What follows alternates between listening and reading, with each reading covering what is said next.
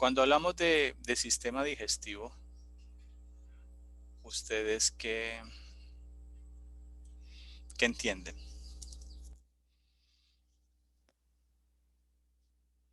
¿Qué se les ocurre? ¿A qué les suena? ¿A qué se les parece?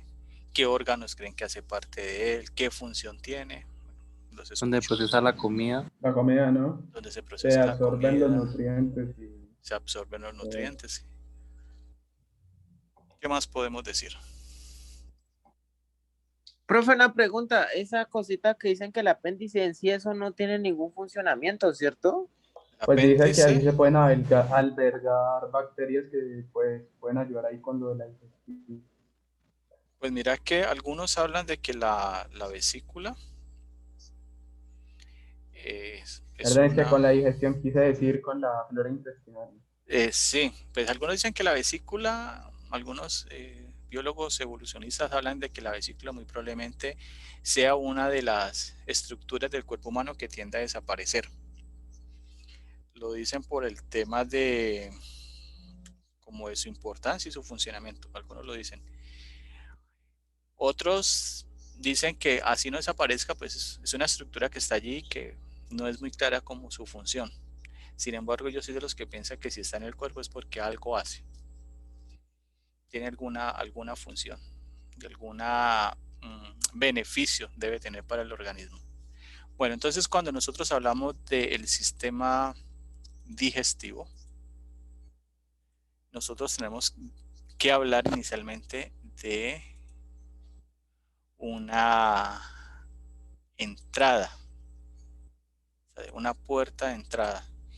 Y esa puerta de entrada corresponde a la cavidad oral, que estaría aquí y en esta región.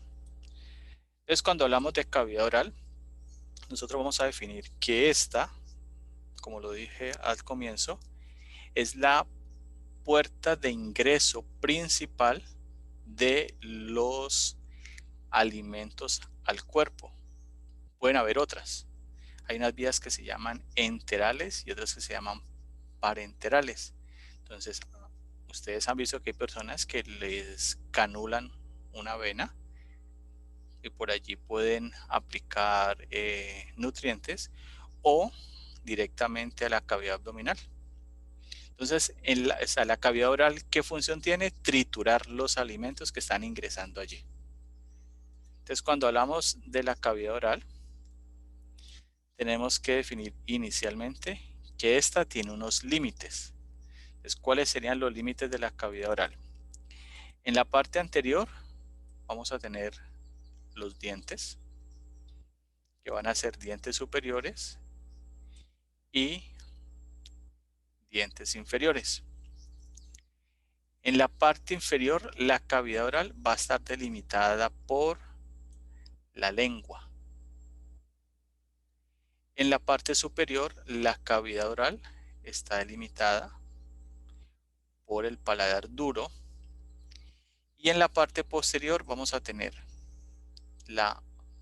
el paladar blando, que lo voy a relacionar con una estructura que se va a encontrar por aquí en un espacio que se llama la orofaringe.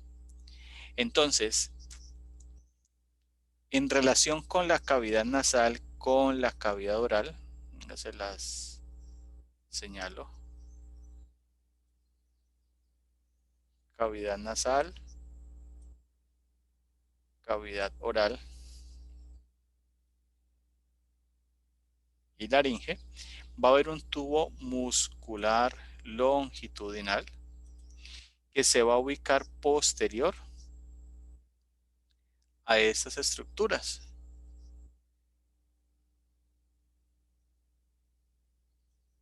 Que corresponde a esto. Y este tubo que se encuentra por aquí, que lo voy a señalar,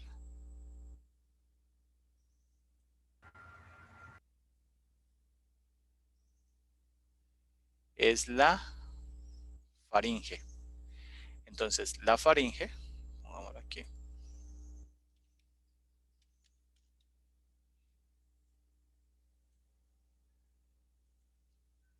va a tener tres porciones. Una porción que relaciona la faringe con la cavidad nasal se llama la nasofaringe. Una segunda porción se llama la orofaringe. Y una tercera porción que se llama laringofaringe.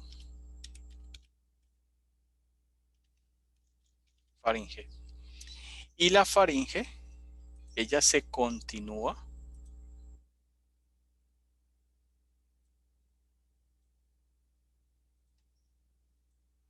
como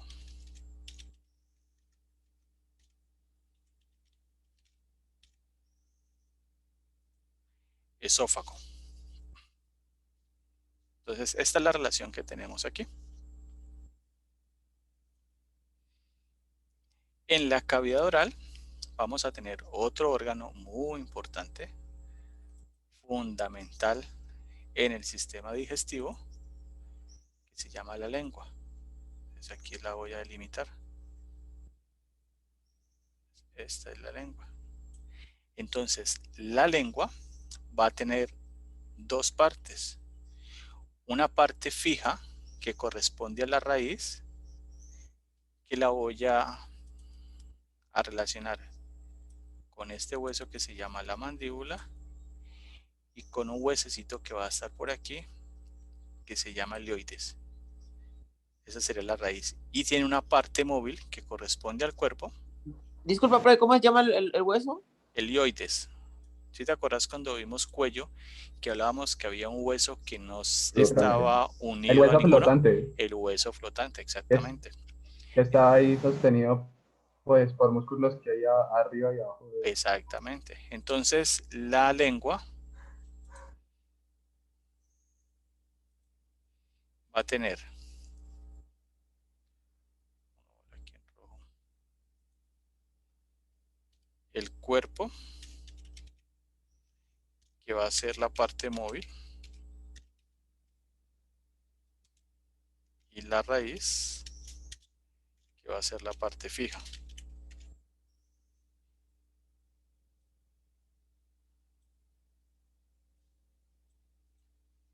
Entonces, la lengua, vamos a hacer un esquema de ella aquí. Desde una vista superior la vamos a ver de esta forma. Entonces, ya sabemos que la lengua está ubicada en la cavidad oral. Ella se va a dividir en tercios. Entonces, los 2 tercios anteriores de la lengua, que serían estos, me van a detectar los sabores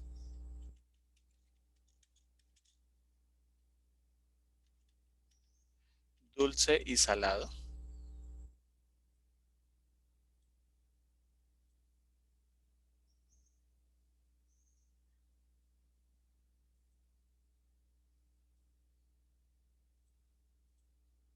Y van a estar inervados por el séptimo par craneal. ¿Sí lo recuerdan cuál es ese?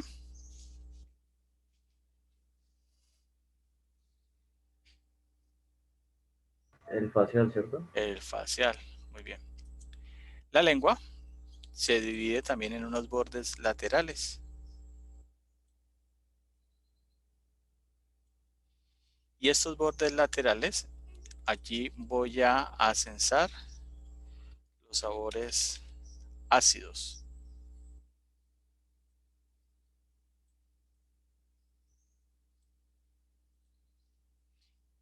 Y en estos bordes laterales va a estar inervado por el noveno par craneal. ¿Sí se acuerdan cuál es?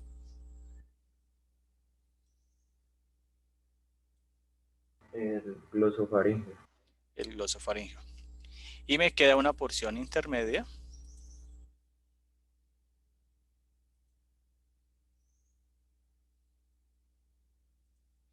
que sería esta,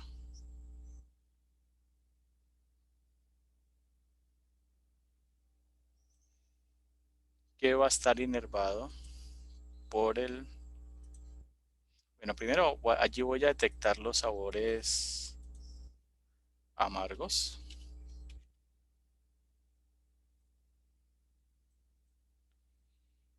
y va a estar inervado por el nervio número 10. ¿Cuál es? El vago. El nervio vago. Entonces, en la lengua, en estas tres divisiones que hemos hecho allí, o estas cuatro, perdón, van a ¿El haber nervio qué, profe? el nervio vago. Aquí van a haber unas papilas gustativas que van a percibir esos sabores, van a hacer un proceso de sinapsis química y va a ir al encéfalo y allá se va a procesar. Entonces, la lengua va a tener inervación de dos tipos. ¿Ustedes recuerdan los nervios cómo pueden ser? Sensitivo y motor. Sensitivos y motores. Sí, Entonces, sensitivos motores. va a tener una inervación de sensibilidad especial dada por los nervios 7, 9 y 10. Entre paréntesis coloco el 5, especialmente B3. Ahora les digo por qué. Y va a tener una inervación motora.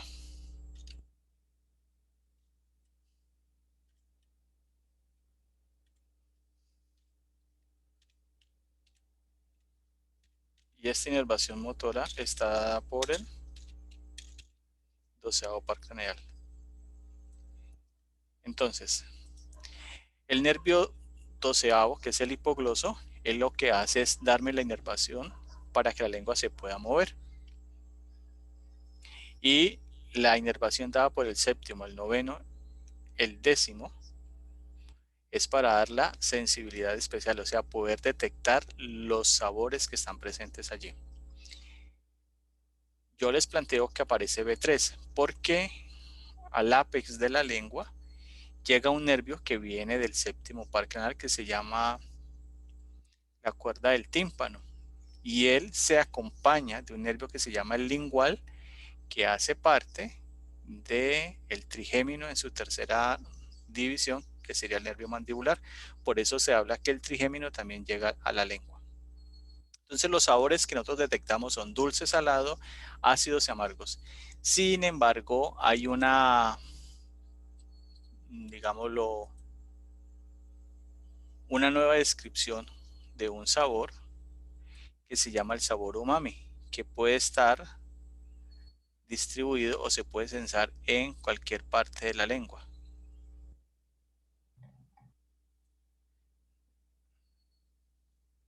Es el sabor umami.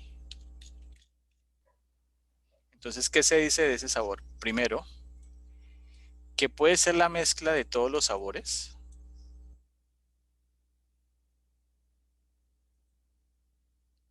o puede ser que de los sabores que ya identificamos, hay uno que tenga mayor énfasis, o sea, que tengamos mayor capacidad de detección. Entonces, básicamente los sabores que detectamos son dulce, salado, ácido, amargo y el sabor umami. Profe, o sea que eso es como cuando usted tiene un sabor en la boca que usted ni usted mismo se sabe explicar realmente qué es lo que usted le está sabiendo. Entonces es lo mismo, ¿no? Sí, posiblemente sea eso, o posiblemente que vos tengas mayor afinidad para uno de los sabores, digamos, los básicos. ¿Listo? Bueno, hasta allí pregunta, chicos. Creo que ¿a qué se le dice el apex de la lengua? A la punta. ¿A la punta? Ajá, apex, recuerda que significa punta. Ah, listo, bro. Bueno,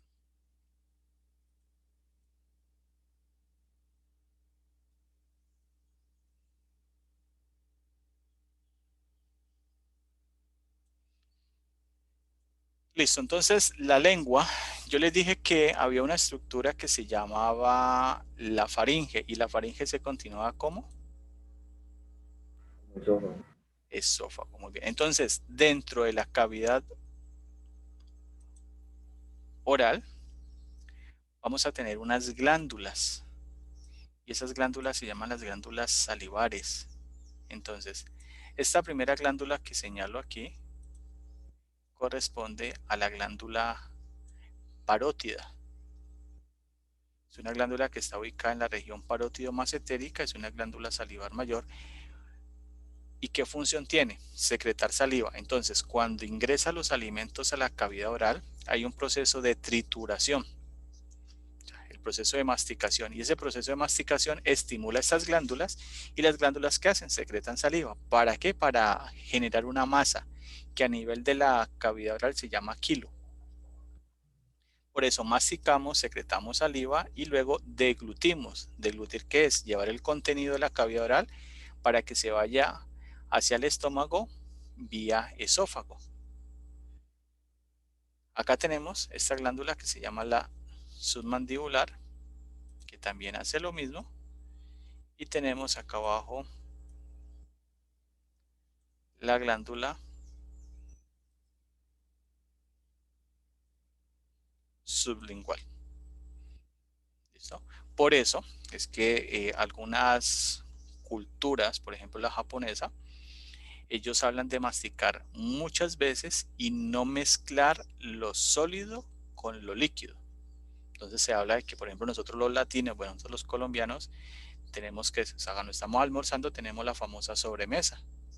Entonces, una cucharada de lo que estemos comiendo, masticamos y tomamos el líquido. Y eso hace que las enzimas secretadas por estas presentes, bueno, secretadas o presentes en la saliva, pues se laven y no cumplan su proceso adecuado. Entonces, esa es la función de las glándulas salivares. Entonces, lo ideal, ¿cuál es? Comerlo sólido y por último tomarse el líquido o tomarse el líquido antes.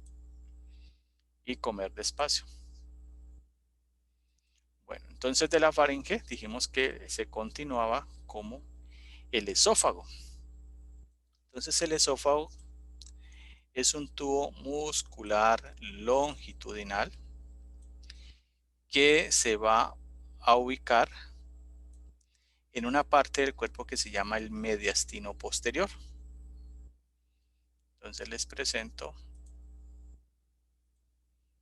al señor esófago. Aquí.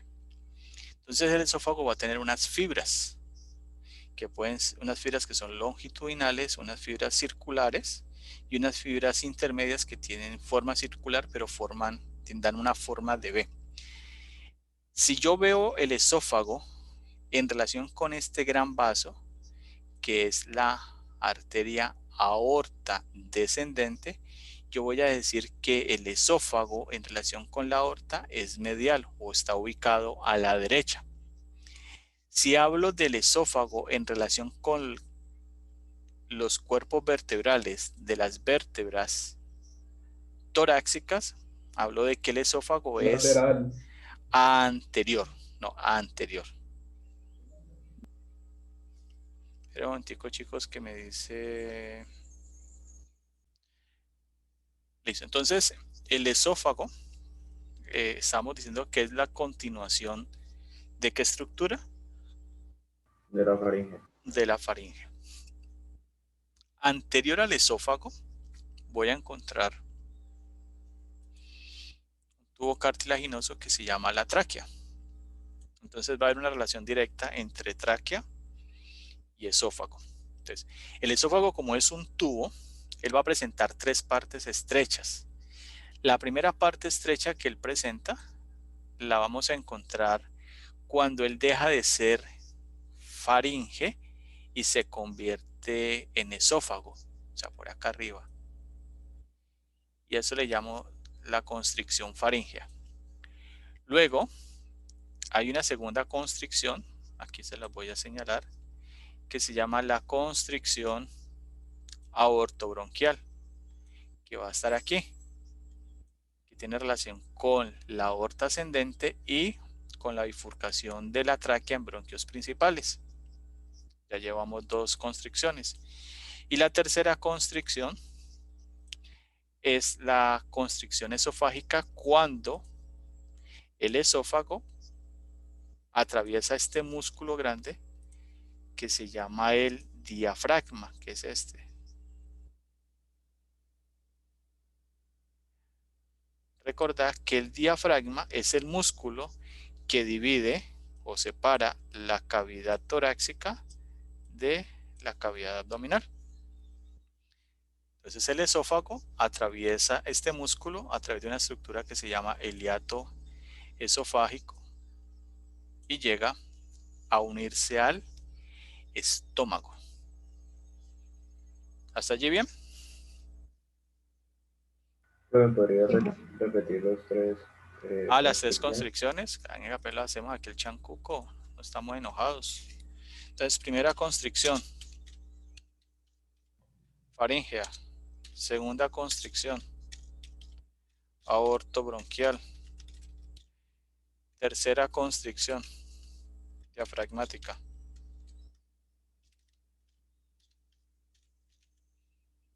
Profe, ¿y las constricciones qué son?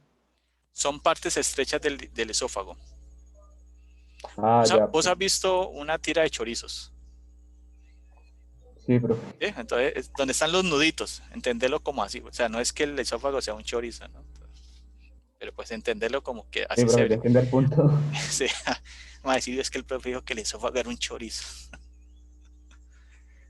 Listo, bueno, entonces eso es lo que sucede con el esófago. Resulta que el esófago se continúa con qué estructura.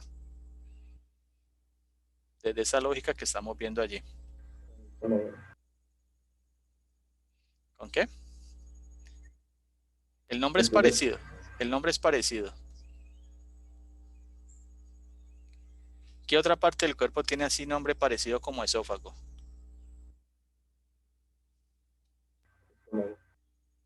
¿Ah? el estómago, ¿no? El estómago. Entonces, el esófago y el estómago van a formar un ángulo que lo vemos aquí. Y a este ángulo se le llama la incisura cardíaca. Entonces, si este ángulo fuera eh, más plano en términos del ángulo que se forma, esto permitiría que el contenido de la cavidad estomacal se regrese hacia el esófago y a eso le llamamos reflujo gastroesofágico. Entonces, el esófago se continúa como estómago y ahí ya el contenido que viene procesado inicialmente o triturado desde la cavidad oral va a terminar allí. Bueno, entonces pasamos del esófago al estómago.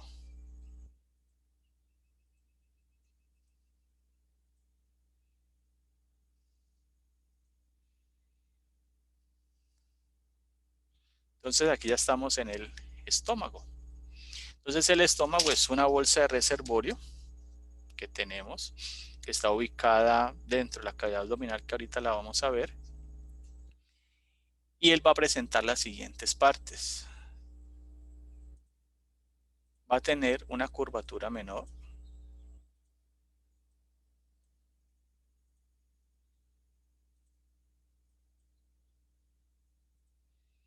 Una curvatura menor que es esta. Va a presentar una curvatura mayor, que es esta. En la parte superior, ya lo nombramos, entre el borde lateral del esófago, el izquierdo, y la primera porción del estómago, aquí tengo eso que se llama la incisura cardíaca. El estómago va a tener unas paredes. Entonces, esta primera pared va a ser la pared anterior. Y en ella, o sea, la cavidad que está cubriendo esta pared anterior me va a dividir en las siguientes porciones. Entonces acá arriba tenemos lo que conocemos como el fondo. Esto sería el fondo. La parte inferior acá tendríamos el cuerpo y esta parte de aquí corresponde al píloro, donde tenemos el antro pilórico y aquí un esfínter que se llama el esfínter pilórico. Entonces estas son las partes: fondo, cuerpo y píloro. Obviamente si hay una pared anterior, pues va a haber una pared posterior. Profe, disculpa, pilorio esfínter. No, esfínter pilórico. O sea, el píloro,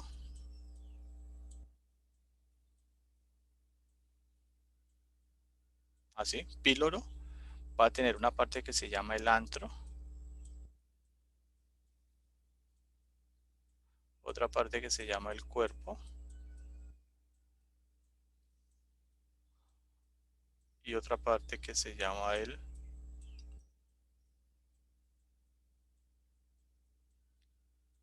esfínter. ¿Listo? Entonces el estómago va a tener, si yo le retiro la pared anterior, unas estructuras internas. Entonces, internamente el estómago va a tener unos pliegues donde hay una mucosa que corresponde a la mucosa gástrica. En la parte superior, ¿eso corresponde a qué parte? Al fondo. Al fondo. Entonces aquí en el fondo van a haber unas células especializadas que van a secretar un ácido que se llama el ácido clorhídrico. Y ese ácido, ¿qué es lo que hace? Desdobla los componentes vegetales, o sea, las frutas y las verduras, y secreta un ácido que se llama el ácido clorhídrico. Entre el esófago, que viene aquí, y el estómago, que estaría acá, va a haber un esfínter. Y ese esfínter es un esfínter fisiológico que se llama el cardias.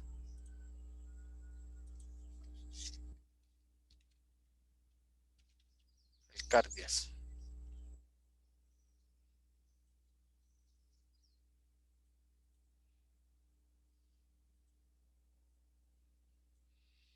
Y entre el píloro y esta primera parte que corresponde al duodeno, hay otro esfínter que se llama el esfínter pilórico. Entonces el contenido del estómago va a pasar hacia el intestino delgado. Y cuando pasa al intestino delgado, pues yo ya estoy hablando del sitio donde se va a absorber todo el material que está dentro de la cavidad estomacal. Y a eso se le llama el quimo que tenemos allí. Entonces, los jugos gástricos, el ácido clorhídrico, todo eso coge el contenido que viene de la cavidad oral y lo comienza a desdoblar aún más para poder ser absorbido. Ahora, Profe, eso, disculpa, dentro de la cavidad estomacal dijiste que había lo que está señalando, ¿cómo es el nombre? ¿qué? Esto es el fondo. No, más abajo, en el está Aquí el larito.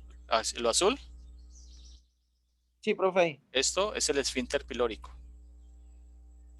Entonces, como este es un esfínter anatómico, entonces un esfínter anatómico es que sus fibras van a ser así. ¿Ustedes han visto como una florecita? Más Sí, o menos profe. así. Entonces, este es el esfínter, lo que hace es que se dilata y permite el paso. Pero este tipo de fibras no están acá en el cardias. Aquí sí, acá no. ¿Listo? Bueno, entonces, la mucosa gástrica se puede irritar y a eso se le llama gastritis. Y cuando hablamos del proceso digestivo, este va a tener tres fases. Una fase cefálica, una fase gástrica y una fase intestinal.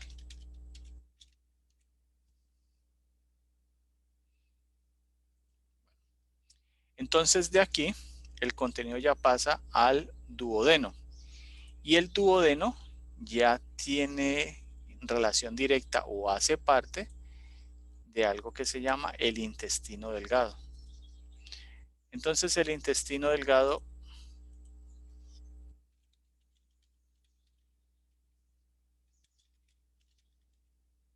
va a tener tres partes. La primera se llama el duodeno, la segunda se llama el yeyuno y la tercera se llama el ilion. El intestino delgado aproximadamente mide 7 metros. El duodeno aproximadamente mide 21 centímetros. Y el yeyuno, en términos de longitud, mide las 2/5 partes. Y el ilion mide las 3/5 partes. O sea, ¿cuál es más largo? ¿El yeyuno o el ilion? El ileón. El ilion es el más largo. Entonces, esta primera porción esta parte que yo voy a señalar aquí, esto corresponde al duodeno. Entonces, el duodeno va a tener varias porciones. Esta primera porción corresponde a la porción superior del duodeno.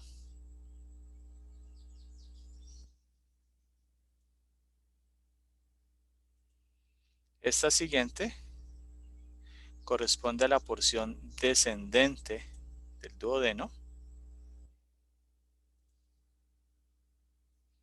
Esta corresponde a la porción transversa del duodeno. Y aquí no aparece, pero vamos a ponerla porque sí está. ¿Cuál es la tercera parte, profe? La transversa.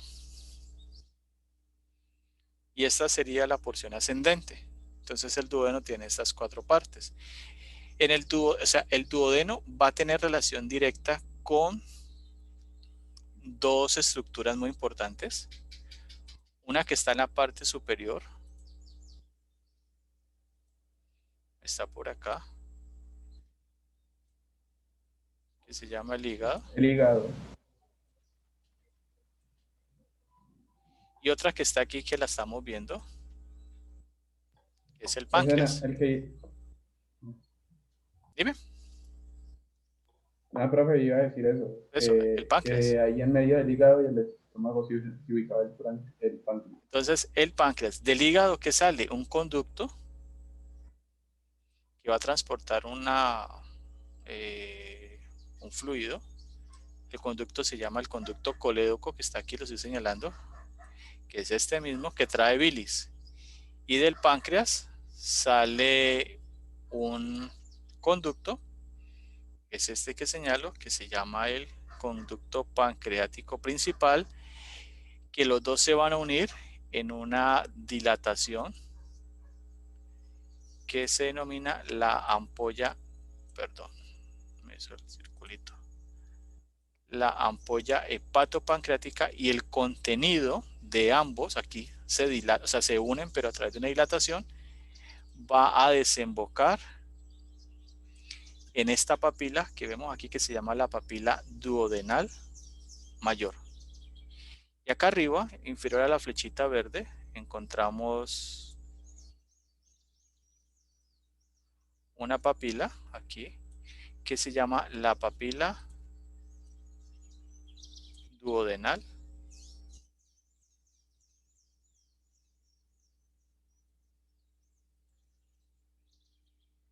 menor. ¿Listo? Entonces mire la relación funcional que hay entre el estómago, hígado, páncreas e intestino delgado. ¿Cómo vamos?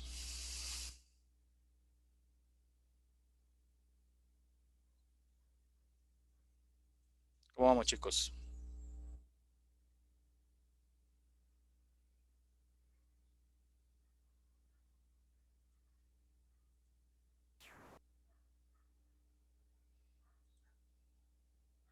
¿Cómo vamos? ¿Bien?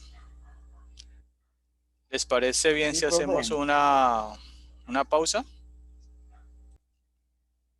Bueno, entonces cuando hablamos de la cavidad abdominal, esta cavidad va a estar dividida por dos paredes, una pared anterior y una pared posterior. La pared anterior va a estar delimitada, digámoslo, por llamarlo así, por unas líneas imaginarias que se proyectan desde la mitad de la clavícula hacia abajo, unas líneas que pasan por el borde inferior de las costillas y una línea que pasa por encima de las crestas ilíacas. Entonces, da una división espacial de 9 cuadrantes. Estos cuadrantes se llaman similares los del lado derecho e izquierdo. Por ejemplo, ese que señalo aquí, junto con este, se llama el hipocondrio derecho e hipocondrio izquierdo. La diferencia está en la lateralidad. Este segundo cuadrante sería el flanco derecho, se correspondería al flanco izquierdo. Y por último acá tendríamos la fosa ilíaca derecha y la fosa ilíaca izquierda. Los del medio sí se llaman diferentes. Entonces tenemos de la parte superior, se llama epigastrio. El de la parte intermedia se llama mesogastrio. Y el de la parte inferior se llama hipogastrio. ¿Listo? Entonces, Esos son los cuadrantes entre los que se divide el abdomen. sí, la pared anterior del abdomen, sí. ¿Puede repetirlo, por favor, los del medio? Los del medio, pero estos, el de arriba epigastrio, este mesogastrio y este hipogastrio. Ahí están. Resulta que esta pared, si yo retiro la piel, voy a ir, primero yo les muestro los músculos.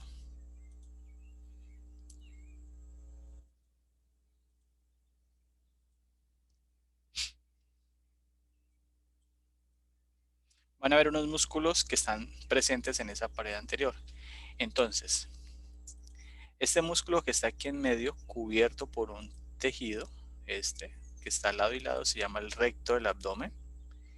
Este siguiente músculo se llama el oblicuo interno, perdón, oblicuo externo del abdomen, que sus fibras van de lateral a medial. Si sigo a una parte más profunda, entonces me voy a encontrar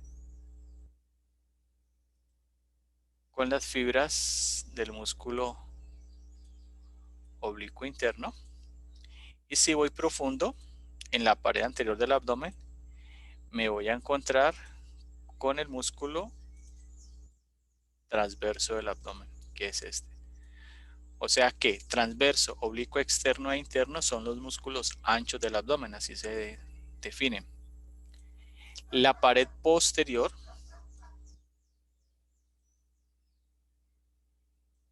va a estar delimitada por los siguientes músculos. Este se llama el psoas mayor y lateralmente a él tengo el cuadrado lumbar o cuadrado de los lumbos. O sea que estos dos músculos son los que delimitan la pared posterior y los que inicialmente les nombré son los que delimitan la pared anterior. Y la cavidad abdominal, para efectos prácticos, va a estar delimitada por dos diafragmas, un diafragma respiratorio en la parte superior y un diafragma pélvico en la parte inferior. Bueno, entonces ahora sí regresamos a la cavidad.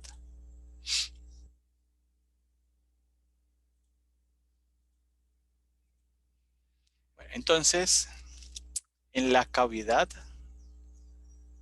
abdominal vamos a encontrar un tejido que se llama el peritoneo.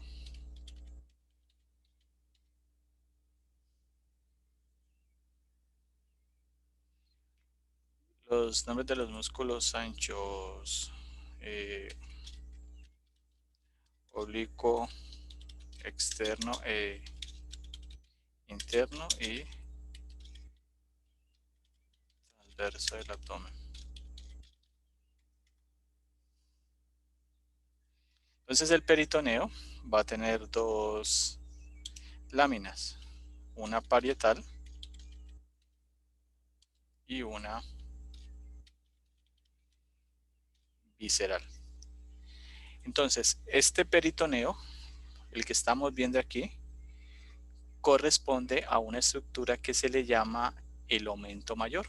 Entonces el estómago tiene una curvatura, que es la curvatura mayor, que es esta.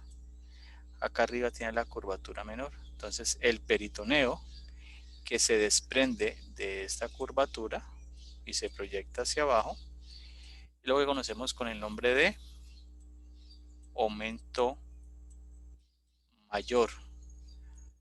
Y posiblemente cuando ustedes lean van a encontrar que también le dicen el delantal. Entonces esto es peritoneo que está cubriendo los órganos que están dentro de la cavidad peritoneal. ¿Qué sucede? Como el abdomen es una cavidad, vamos a dibujar aquí la cavidad.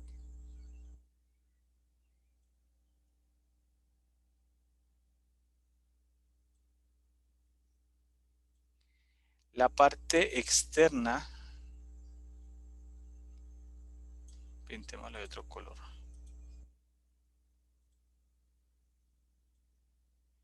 Esta parte externa que voy a dibujar aquí corresponde al peritoneo parietal. La parte interna de él corresponde al peritoneo visceral y el espacio que queda entre los dos corresponde a la cavidad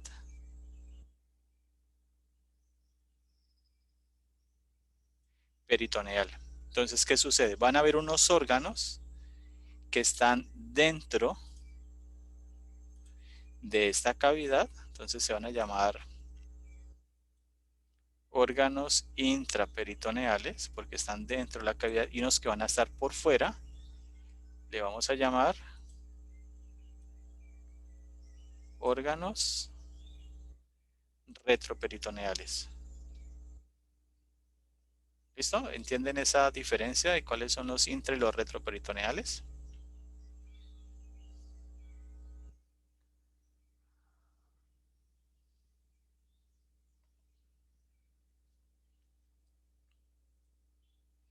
Bueno, asumamos de que sí. El peritoneo afuera se llama la lámina parietal del peritoneo. Entonces, si yo sigo retirando, dentro de la cavidad abdominal me voy a encontrar la segunda parte del la segunda y la tercera parte del intestino delgado. ¿Cómo se llama?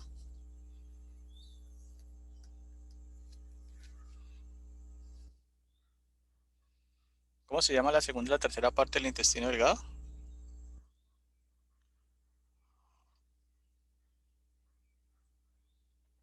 Yeyuno e ilio. Entonces, como el intestino delgado mide aproximadamente 7 metros, ¿qué hizo él? O sea, ¿qué hace el intestino delgado para ubicarse dentro de la cavidad abdominal? Pues se comenzó a doblar entre sí. Y a estos dobleces o a estos pliegues se le llaman asas intestinales. Son estos que vemos aquí.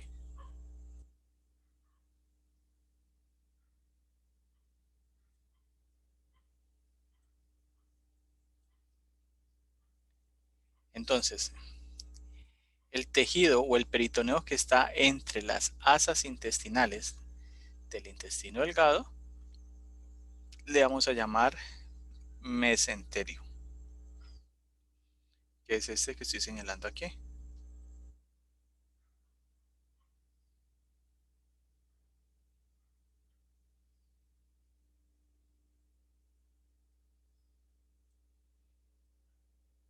Mesenterio este.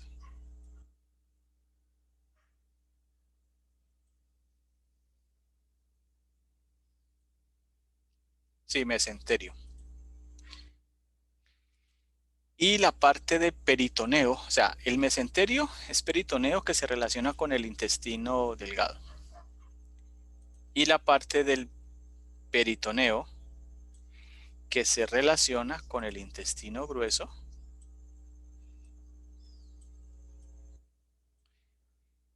que sería este. Este es el intestino grueso, todo esto. Aquí se ha cortado una parte pues para poder explicar. Este es el intestino grueso. Entonces, esa parte del intestino grueso que está en la porción superior, aquí hay algo que se llama el colon transverso.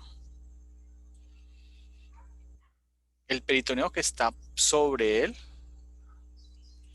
va a delimitar un piso y se llama el piso supramesocólico, o sea, está por encima del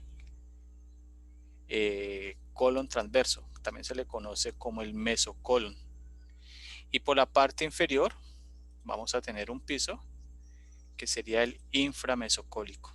Entonces, el peritoneo en relación con el intestino grueso forma algo que se llama los mesos. Y el peritoneo en relación con el intestino delgado forma lo que sería mesenterio. Mesocolon transverso. Así se llama. Entonces resulta que el intestino grueso, el yeyuno, se continúa como ilion y el ilion se continúa como intestino grueso o colon. Resulta que el intestino grueso va a tener unas porciones. Esta primera parte que yo veo aquí es el ciego. Y aquí tenemos una apéndice, una saliente, que es esta, que corresponde al apéndice vermiforme o al apéndice secal, que es la que ustedes me hablaban hace un rato, que es la que se colmata, la que en ocasiones se dice que no tiene una función específica, pero es esa. Entonces, el intestino grueso, luego el ciego, se continúa como colon ascendente,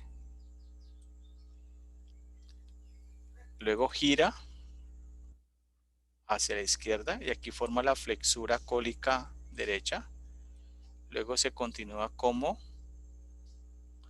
colon transverso, ahora gira y se hace inferior y a esto le llamamos flexura cólica izquierda, luego él desciende, se le llama colon descendente, luego se continúa como colon sigmoideo y va a terminar como recto. En el intestino grueso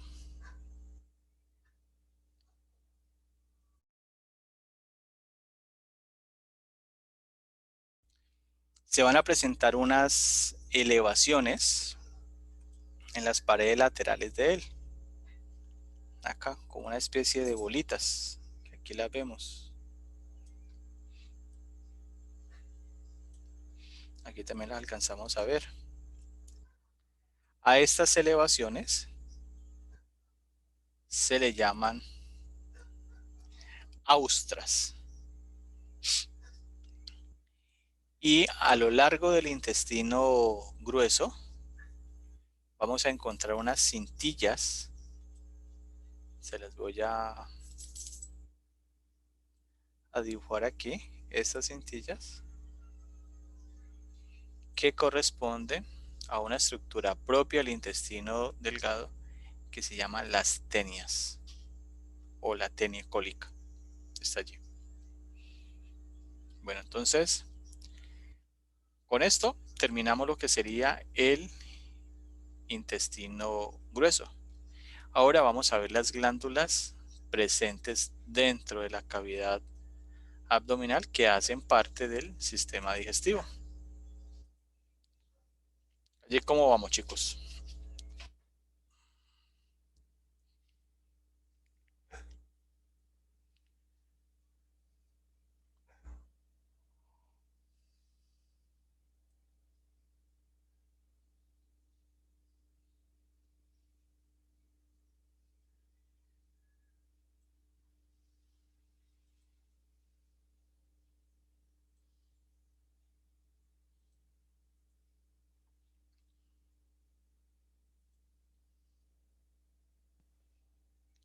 Sí, ya está habilitado el micrófono, todos pueden hablar.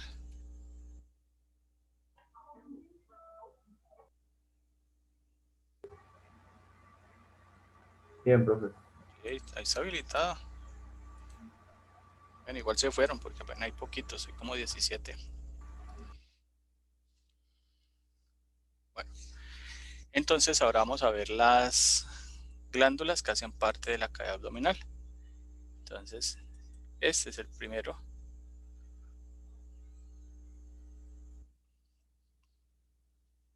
que se llama el hígado. Entonces el hígado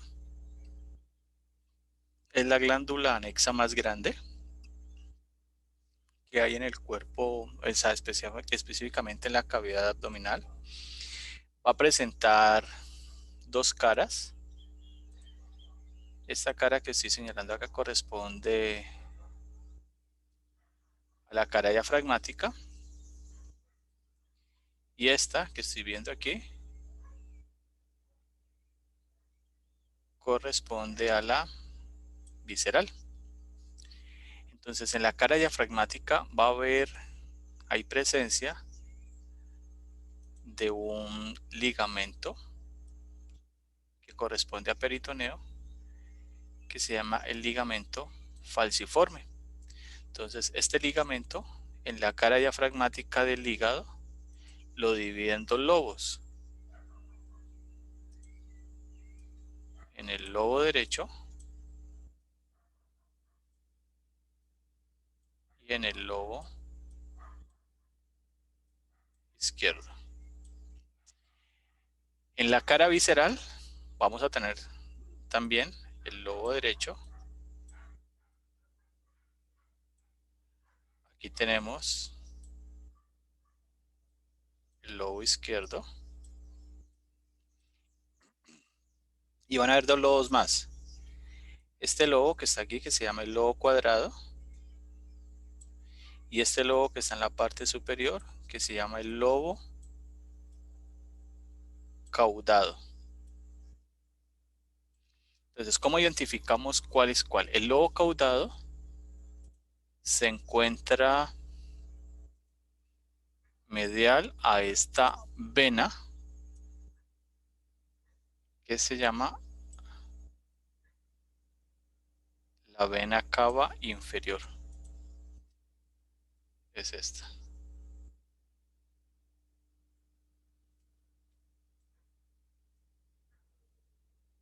Esta es la vena cava inferior. Entonces, el lobo cuadrado medial a la vena cava inferior. Y el lobo cuadrado se encuentra en relación con esta vesícula que se llama la vesícula biliar. Entonces, si Ah, o en la... sea, la vesícula biliar sale del hígado, ¿no? Sí, claro, ahí está, mira aquí. Entonces, en la cara diafragmática está el ligamento falciforme, que es este que tenemos aquí. En la cara visceral tenemos este ligamento que veo acá, que corresponde al ligamento terete del útero. Perdón, ligamento terete del hígado, que es el vestigio de lo que era la vena umbilical. Que lo encontramos allí.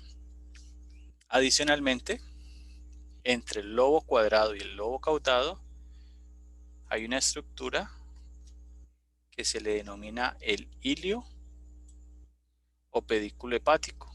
Y en esto que se llama el hilio vamos a encontrar tres estructuras.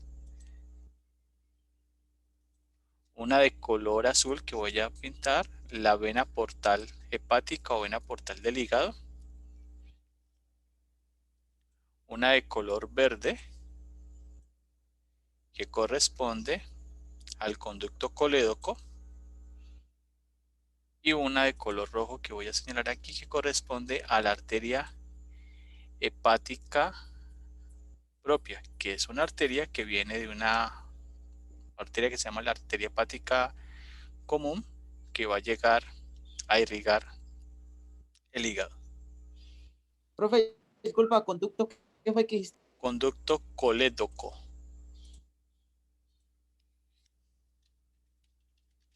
¿Y la siguiente cuál fue? La de azul, la vena portal del hígado. Y No, la profe. otra es la arteria hepática propia.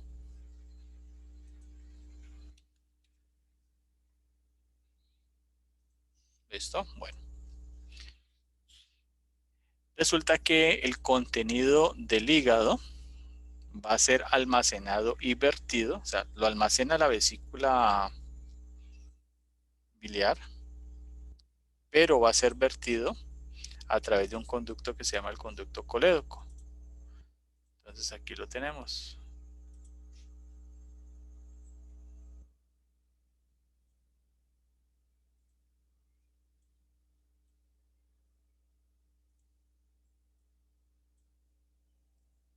Entonces, bueno, aquí les muestro algo que se me había pasado a mostrarles. Resulta que el estómago también tiene una curvatura menor, que es esta. Y entre la curvatura menor del estómago y esta cara, que corresponde a la cara visceral del hígado, hay un ligamento. Bueno, hay un ligamento, pero hace parte de algo que es más importante, que se llama el aumento menor. Entonces aquí voy a encontrar esto, el aumento menor. Porque ya sabemos que el aumento mayor lo encontramos en relación con la curvatura mayor del estómago. Entonces aquí hablamos de una vía biliar. Entonces la sigo cortando acá. Entonces hablo de dos vías biliares. Hay una vía biliar principal que corresponde a la unión de los conductos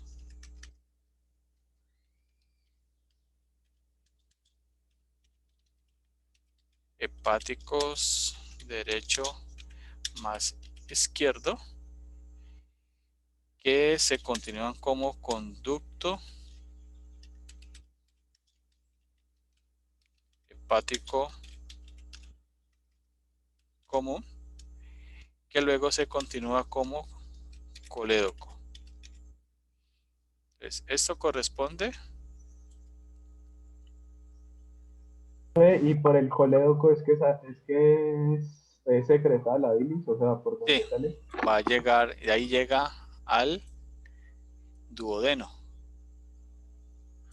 Y tenemos la otra vía, que es la vía biliar accesoria, que la conforma la vesícula biliar más un conducto que se llama el conducto cístico.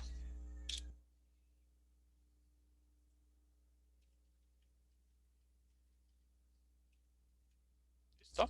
Bueno, entonces veamos cuál es la vía biliar principal.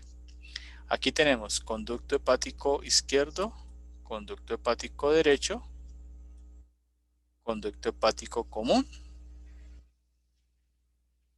colédoco. El colédoco, él va a llegar acá, al duodeno, que ya lo habíamos hablado.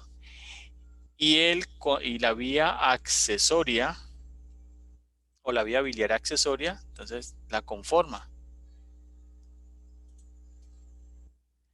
la vesícula biliar y su conducto que se llama el cístico.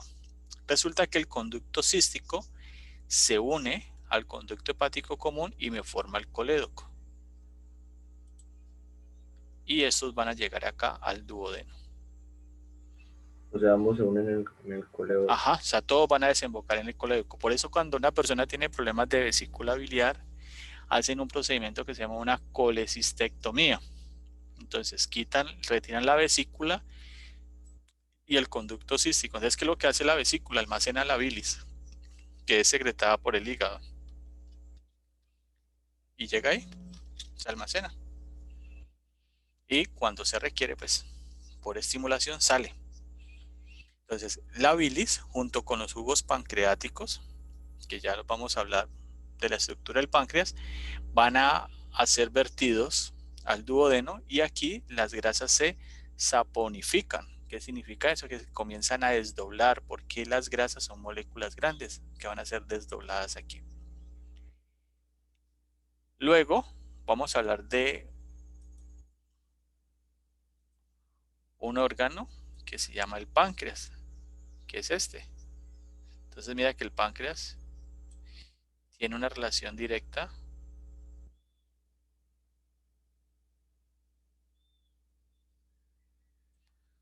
con el duodeno. Entonces el páncreas va a tener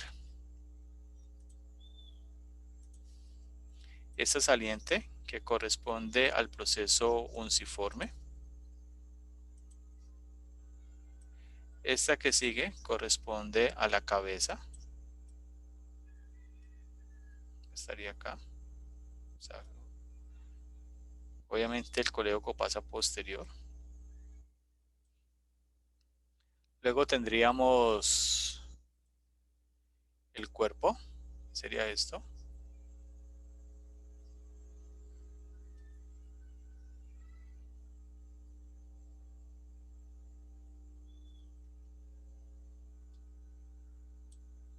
Y por último tendríamos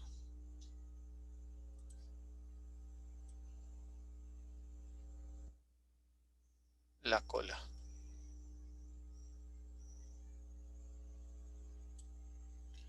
Entonces, el páncreas va a tener dos tipos de células.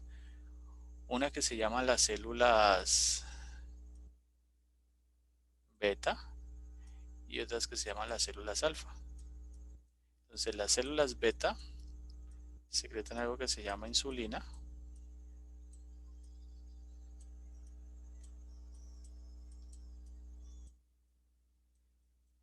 Y las células alfa secretan algo que se llama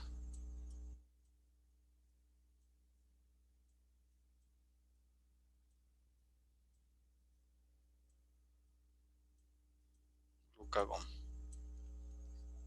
Entonces, el contenido del páncreas va a ser ¿Qué es lo que vertido. secretan las células alfa, profe? Alfa, glucagón. Entonces, Profe, entonces ahí la única diferencia que hay entre las alfa y las beta es la sustancia que secretan. sí.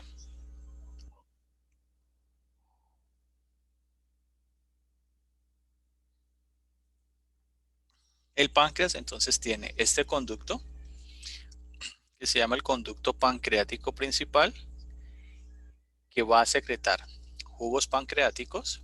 Entonces, cuando ustedes escuchen que hay glándulas exocrinas y glándulas endocrinas, las glándulas exocrinas van a vertir su contenido a través de conductos.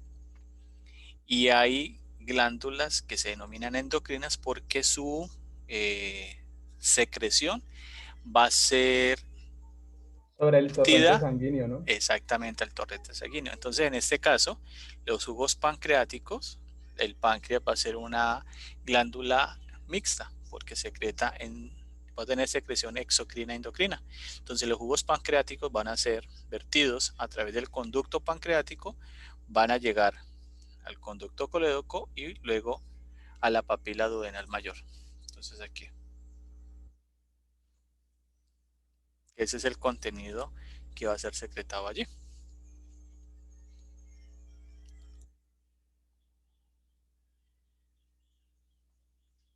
Bueno, chicos, ¿alguna pregunta?